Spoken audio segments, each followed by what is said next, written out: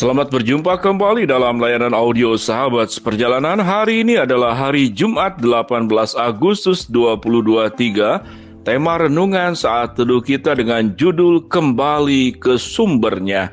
Kembali ke sumbernya. Firman Tuhan terambil dalam Mazmur 22 ayat 28 sampai dengan ke-29. Segala ujung bumi akan mengingatnya dan berbalik kepada Tuhan. Dan segala kaum dari bangsa-bangsa akan sujud menyembah di hadapannya. Sebab Tuhanlah yang punya kerajaan, Dialah yang memerintah atas bangsa-bangsa. Mari kita berdoa.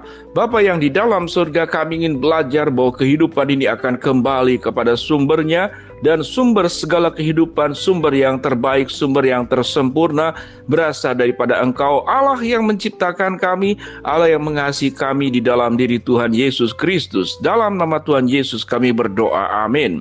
Shalom sahabat seperjalanan yang dikasihi Tuhan, kembali kepada sumbernya. Apa yang dimaksud dengan kembali kepada sumbernya? Kita melihat ekosistem perputaran daripada air yang beredar di muka bumi ini. Kalau kita bertanya air sumbernya dari mana, kita mengatakan air sumbernya dari gunung. Kemudian gunung mengalirkan air baik dari yang di kutub utara, gletser yang mencair jadi air, ataupun dari air-air gunung yang kemudian itu seringkali menjadi tempat pengambilan air minum yang terbaik. Kalau kita mendengar yang disebut dengan minuman kemasan, maka minuman kemasan itu seringkali diambil dari air-air gunung.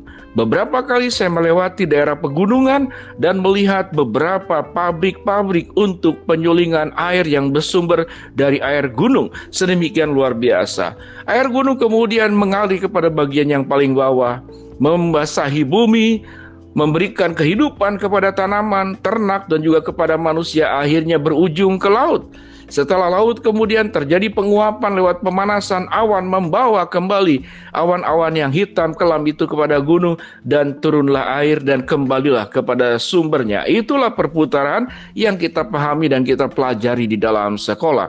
Berbicara tentang kehidupan, apa disebut dengan kembali kepada sumbernya?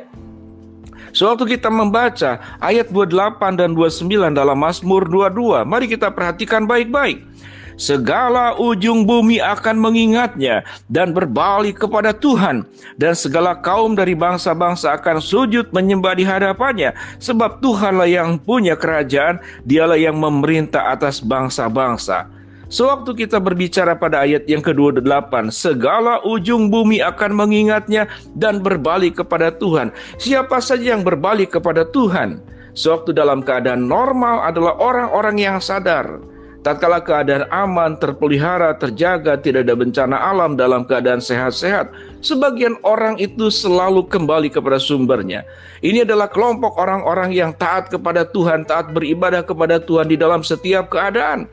Bahkan dalam keadaan aman, keadaan tidak ada bahaya, dalam keadaan sehat, dalam keadaan lancar, kelompok-kelompok orang ini tetap setia kepada Tuhan. Dan dalam keadaan sulit tentu dia jauh lebih percaya dan setia kepada pemeliharaan Tuhan. Namun ada kelompok kedua. Kelompok kedua adalah orang-orang yang hanya mengingat Tuhan, kembali kepada sumbernya sewaktu dia mengalami masalah, dia mengalami problem. Segala daya, segala cara sudah dilakukan, meminta tolong kepada manusia, mengandalkan kuasanya, mengandalkan hartanya, mengandalkan relasinya.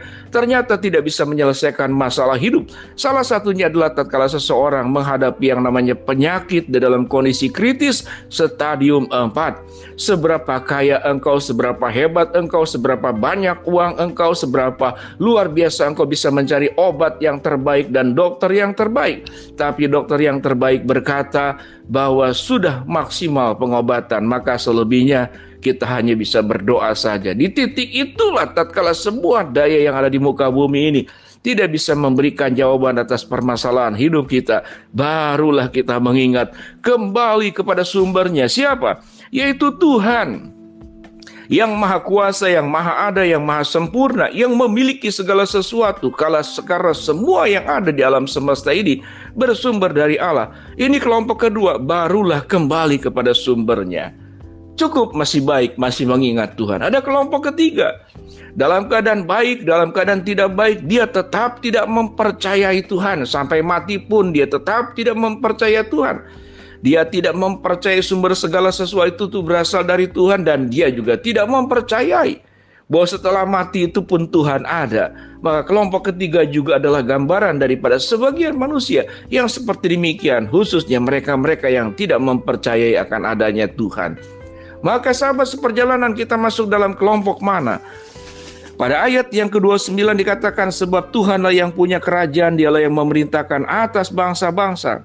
Ayat 30, yang kepadanya akan sujud menyembah orang yang sombong di bumi, di hadapannya akan berlutut semua orang yang turun dari dalam debu, dan orang yang tidak dapat menyambung hidup. Kita bertemu di sini yaitu orang sombong dan orang yang tidak bisa menyambung hidup. Sesombong-sombongnya manusia, sehebat-hebatnya manusia, seberkuasa-berkuasanya manusia, pada titik tertentu dia akan melakukan sebuah pengakuan, khususnya kelompok yang kedua, bahwa tidak ada yang lebih besar, tidak ada yang lebih hebat, tidak ada yang lebih maha kuasa, tidak ada yang lebih sempurna selain Tuhan sebagai sumber segala sesuatu. Ini kelompok orang-orang yang dikatakan semua orang yang sombong. Yang kedua adalah orang-orang yang disebut dengan semua orang yang turun ke dalam debu, dan orang-orang yang tidak dapat menyambung hidup. Jadi rupanya ada tiga di sini. Orang yang turun ke dalam debu, setelah dia menghadapi berbagai macam persoalan, dia sadar bahwa penghujung kehidupan manusia kita akan kembali menjadi tanah dan kita akan kembali menjadi debu. Bagian yang ketiga dikatakan orang yang tidak dapat menyambung hidup. Apa yang dimaksud dengan menyambung hidup? Bisa juga itu artinya mendekati ajal kematian, atau orang yang sedang diperhadapkan kepada masalah hidup yang sangat berat dan semua masa depan menjadi gelap gulita, seakan-akan tidak ada harapan lagi. Kelompok-kelompok orang inilah yang pada akhirnya semua orang pada akhirnya akan bersujud di hadapan Tuhan. Ada sebuah pertanyaan, bagaimana dengan kelompok ketiga? Dia tidak mempercayai sumbernya, setelah dia mau mati pun dia tetap tidak mempercayai adanya Tuhan. Tetap pada suatu hari kelak nanti, waktu orang-orang yang tidak mempercayai Allah ini, dia akan dibawa ke hadapan tahta pengadilan Allah. Sekalipun dia tidak percaya, dia akan mengakui satu hari kelak nanti, namun sudah terlambat dalam kondisi sudah meninggal, bertemu dengan Tuhan, dia tetap akan sujud menyembah kepada Allah dan mengakui Tuhanlah sumber segala sesuatu, dan segala sesuatu akan kembali kepada sumbernya. Sahabat seperjalanan, dari bagian kebenaran firman Allah yang sudah kita baca di dalam beberapa ayat ini, apa yang kita akan petik dalam kehidupan kita? Apakah kita akan menjadi kelompok orang yang nomor 3 yang tidak mempercayai Allah, yang sombong, seakan-akan hanya dirinya yang ada, sampai matinya pun dia tidak mempercayai Allah? Toh satu hari kelak nanti akan bertemu dengan Tuhan, dan dia akan tersungkur bersujud dan mengakui segala sesuatu itu bersumber dari Allah. Atau kelompok yang kedua yang terlambat, namun masih ada waktu karena dia belum meninggal, dia melakukan pertobatan. Atau kita menjadi orang yang kelompok pertama yang mengakui secara sadar, dalam keadaan apapun, sewaktu kita lancar, kita kaya, segala sesuatu itu sumbernya berasal dari Allah dan akan kembali kepada Allah sebagai sumber segala sesuatu. Sahabat seperjalanan, pilihan-pilihan, kita akan menjadi kelompok yang mana? Apapun kelompok yang kau pilih, engkau satu hari kelak nanti akan bersujud di hadapan Allah dan tunduk di hadapan Allah dan mengakui tidak ada yang lebih besar daripada Allah.